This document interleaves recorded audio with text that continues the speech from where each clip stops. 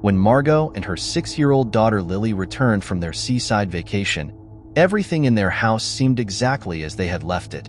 The furniture was untouched, the rooms were tidy, and nothing appeared out of place.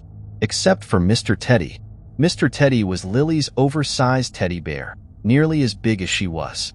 Normally, he sat neatly on her bed, but now he was positioned by the window in her room. Margot couldn't recall putting him there.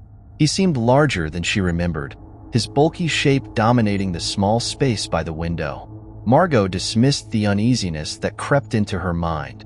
She told herself she must have moved him before they left for their trip and had simply forgotten. Together, she and Lily unpacked their suitcases and reminisced about their vacation. Yet, no matter how hard Margot tried, she couldn't shake the image of Mr. Teddy's glassy eyes catching the sunlight in an almost lifelike way. That evening, Margot tucked Lily into bed, kissed her on the forehead, and turned out the light. As she stepped toward the door, her gaze fell on the teddy bear. The way it sat unnerved her. Its shiny glass eyes seemed to reflect the soft glow of the nightlight, giving the unsettling impression that it was watching the room. Margot felt a chill but reminded herself it was just a stuffed animal. She whispered under her breath that she was probably just tired. Despite her efforts to calm herself, she found she couldn't leave the room fast enough. The next morning, during breakfast, Lily asked her mother a strange question. She wanted to know why Margot had been whispering to Mr. Teddy during the night. Margot froze, startled by the question. She asked Lily what she meant. Lily explained that she had woken up in the middle of the night and heard her mother talking softly to the bear. She even said it sounded as if Mr. Teddy had whispered back. The words sent a shiver through Margot, but she laughed nervously and told Lily she must have dreamed it. Though Lily seemed unconvinced, she didn't press the issue. Margot tried to move on with her day, but the thought lingered. Each time she passed Lily's room, she avoided looking at the bear, afraid of the uneasy feeling it brought. That night, as Margot was folding laundry downstairs, she noticed a strange flickering light coming from the hallway. She climbed the stairs cautiously and saw the light was coming from Lily's room.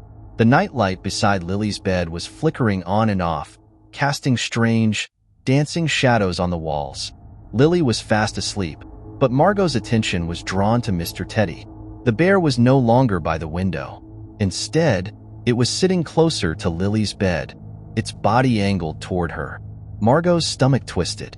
She was certain she hadn't moved the bear, and Lily hadn't left her bed all night.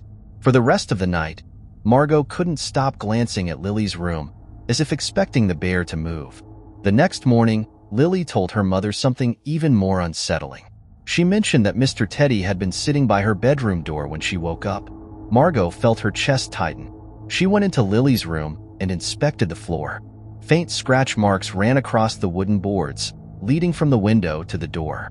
Unable to ignore her growing fear, Margot decided to set up a camera in Lily's room that evening. She needed to know what was happening. The next morning, Margot sat at her laptop to review the footage. Her hands trembled as she pressed play. For hours, nothing happened. Lily slept soundly, and the bear sat motionless by the window. Then, at exactly 3 a.m., Mr. Teddy moved. At first, it was subtle, a tilt of its head, a slight shift in its arm. But soon, the movements became more deliberate. Slowly and awkwardly, the bear stood up. Its movements were stiff and unnatural, as if controlled by an unseen force. Margot's heart raced as she watched it stumble toward Lily's bed. The bear leaned over her, its face inches from hers. It stayed there for what felt like an eternity, unmoving. Then, with a slow, deliberate motion, the bear turned its head toward the camera.